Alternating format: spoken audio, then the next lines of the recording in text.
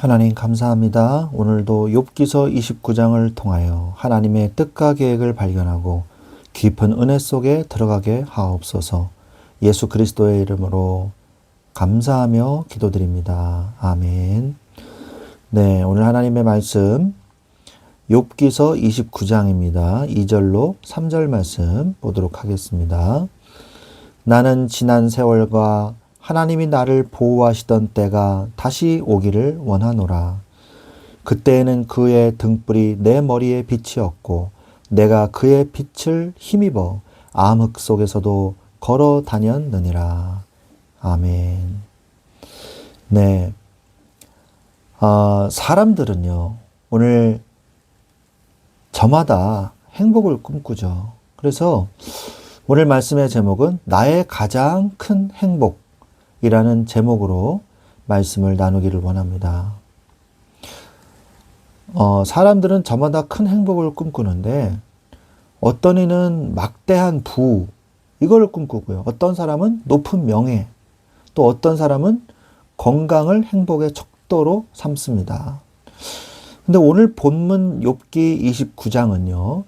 욥이 고난당하기 이전 자신이 누렸던 과거의 영광을 회상하는 그런 장면이 나옵니다.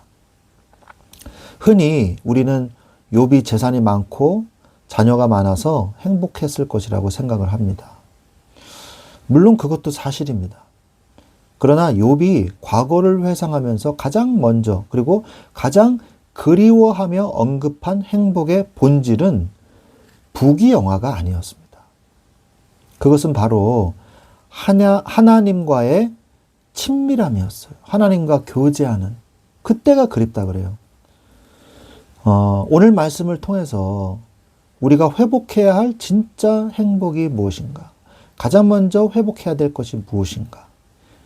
생각을 해보시고 또한 2026년도 한 해를 하나님과 동행하는 그 기쁨을 알고 있는 그런 하나님의 자녀가 되시기를 오늘 말씀을 통해서 깨달으시기를 바랍니다. 전체 내용을 좀 살펴보면요. 욥기 29장의 내용을 전체적으로 좀 보면 욥이 지나간 세월을 추억하면서 그때가 다시 오기를 원한다고 말합니다. 그때는 하나님이 내 머리에 하나님의 등불을 비치시고 암흑을 뚫고 내가 걸었다라고 얘기하죠. 그리고 4절에 내가 원기왕성하던 날과 같이 지내기를 원하노라. 그때는 하나님이 내 장막에 우정을 베푸셨도다라고 회상을 해요. 우정이라는 거는 이제 프렌드십인데 그건 하나님과 얼마나 친밀한 관계였는지 보여주는 거죠. 그때는 젖는 자가 함께 계셨고 자녀들이 둘러 있었으며 물질적 풍요가 넘쳤음을 그리워합니다. 욥은 성문에 나가면 젊은이들이 숨고 노인들이 일어서며 유지들이 말을 삼가던 시절을 회상을 해요. 그러니까 그를 좀 대우해 줬다 이 말이죠. 그리고 귀족들도 잠잠하여 욥의 권위를 인정해 줬습니다. 욥은 11절에 귀가 들은즉 나를 축복하고 눈이 본즉 나를 증언하였나니 라고 하면서 그의 말과 행동이 모든 사람에게 권위가 있고 무게가 있었다는 것을 존경받았던 지도자였다는 것을 보여주고 있는 거죠. 욥은 자신이 존경받은 이유가 사회적 약자를 돌보았기 때문이라고 말을 합니다. 그는 빈민과 고아를 도와줬고 망하게 된 자도 축복했으며 과부의 마음을 기쁘게 했고 그리고 14절에 내가 의를 옷으로 삼아 입으며 나의 정의는 겉옷과 모자 같았느니라 라고 고백하면서 맹인의 눈과 다리 저는 자의 발이 되어주고 불의한 자를 심판하여 정의를 실현했다 라고 강조합니다.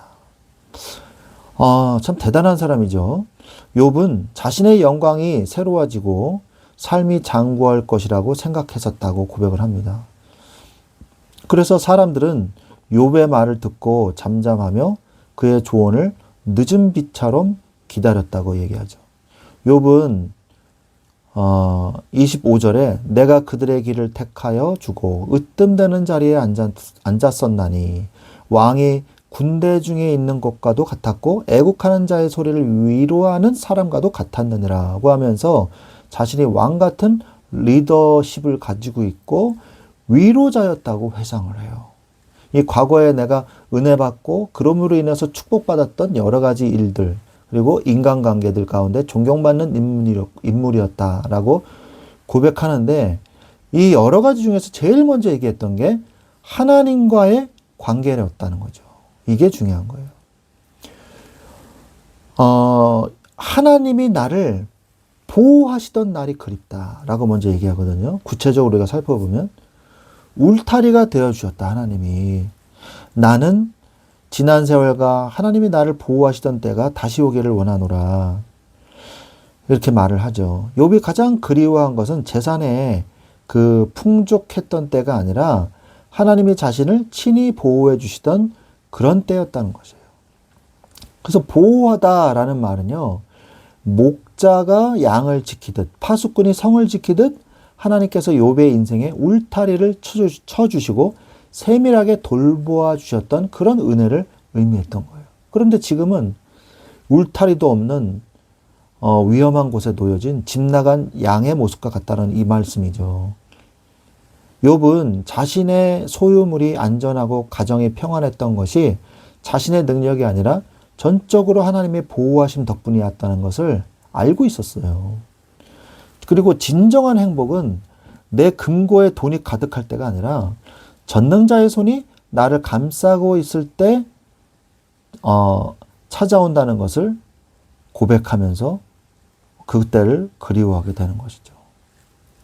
그리고 그때는 그의 등불이 내 머리에 빛이었고 내가 그의 빛을 힘입어 암흑을 걸어 다녔다 그랬어요. 어두운 곳에 간다 할지라도 주님과 동행하니까 아무 문제 없었다. 이 말이죠. 욥은 과거에 하나님과 얼마나 깊은 교제를 나누었는지를 회상을 하는 내용이죠. 등불이 머리에 빛이었다라는 것은요. 하나님의 특별한 총애와 인도하심을 의미합니다. 욥은 인생의 어지러운 이런 암흑의 순간마다 자기 지혜가 아닌 하나님이 비추시는 빛을 의지하여 길을 걸었던 것입니다. 또한 욥은요. 멀리 계신 하나님을만 이렇게 막 무서워하고 그런 게 아니라 자신의 머리 위에 등불을 비춰주시는 친근한 하나님이셨다고 고백을 하고 있어요. 고난 중에 욥이 가장 고통스러워한 것은 재산의 상실이 아니라 자식의 이 죽음이 아니라 친밀했던 하나님이 사라진 이 영적 이 단절, 혼자 된 이 고립감, 이것에 대해서 굉장히 괴로워했어요. 욥이 부르짖었던 내용을 보면요. 그러면서 욥은요, 사회에서도 꽤나 인정받는 대단한 사람이었어요. 그래서 나를 보고 젊은이들이 숨으며 노인들은 일어나서 서며 이렇게 되어 있거든요. 8절에. 29장에 이어지는 내용들을 보면 욥은 하나님과의 관계뿐만 아니라 사람들과의 관계에서도 지극히 존경받는 인물이었습니다. 그래서 그가 성문에 나가면 혈기왕성한 젊은이들이 길을 비키고 지혜로운 노인들도 자리에서 일어나 경의를 표할 정도였죠.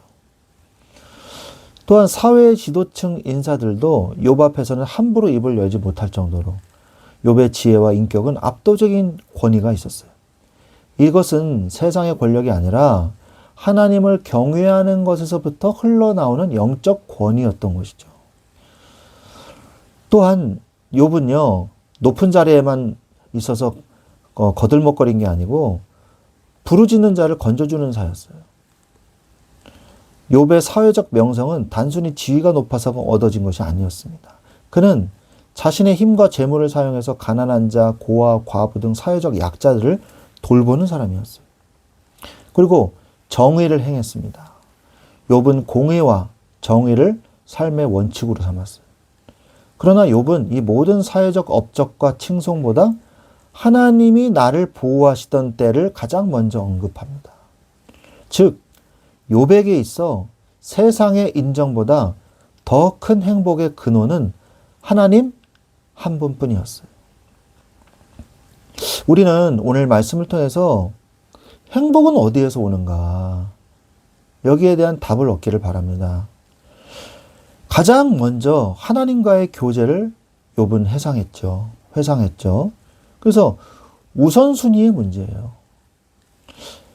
욥은 29장을 시작하면서 자신의 전성기를 회상할 때 재물이나 자녀나 명예를 먼저 말하지 않았습니다.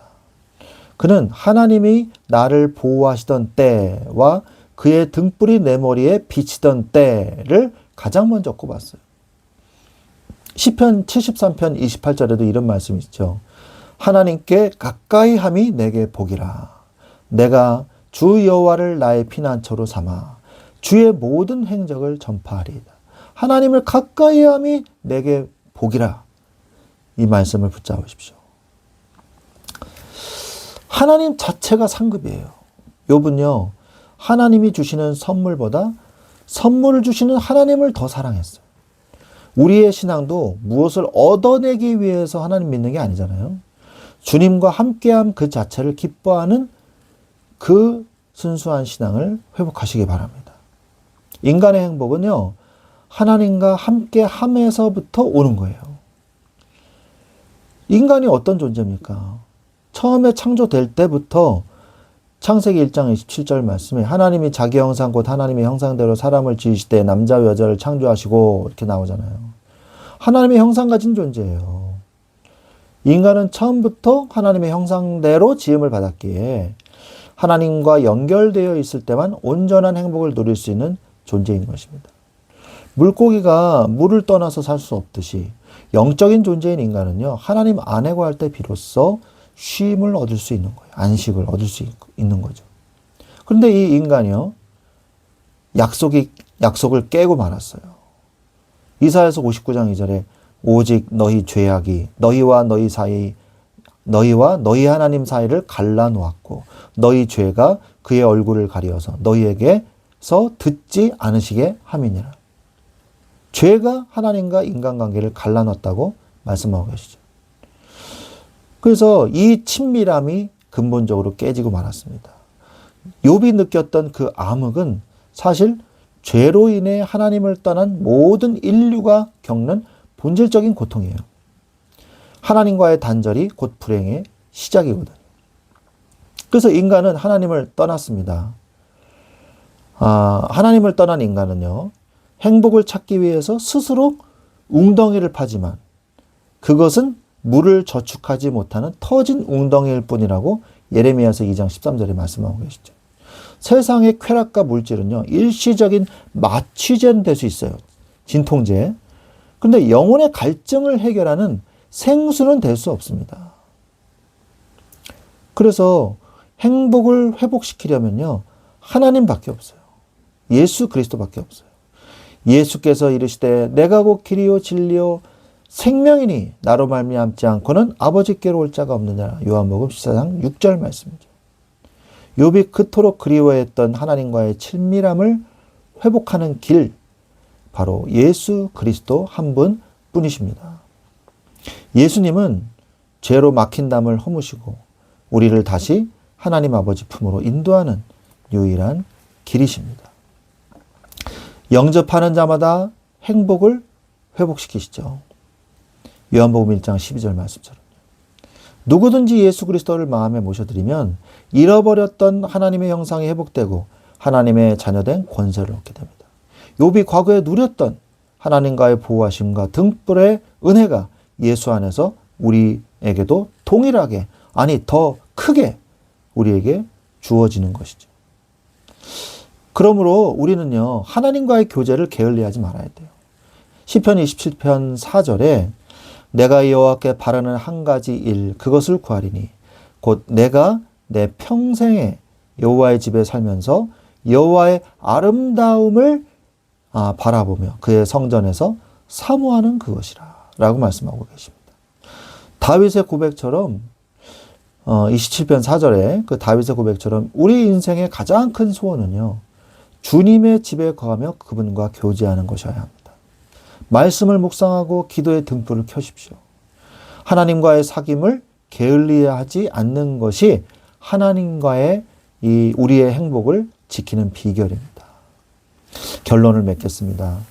우리 사랑하는 우리 성도 여러분, 욥은 모든 것을 잃어버린 순간에야 비로소 자신이 누렸던 진짜 행복이 하나님과 함께 하심이었다는 것을 뼈저리게 깨달았습니다. 돈도 명예도 건강도 언젠가는 사라지거나 변할 수 있어요. 그러나 우리와 영원히 함께 하시겠다고 약속하신 임마누엘 하나님은 변치 않으시는 하나님이십니다. 2026년도 세상에 터진 웅덩이를 찾아 헤매지 마십시오.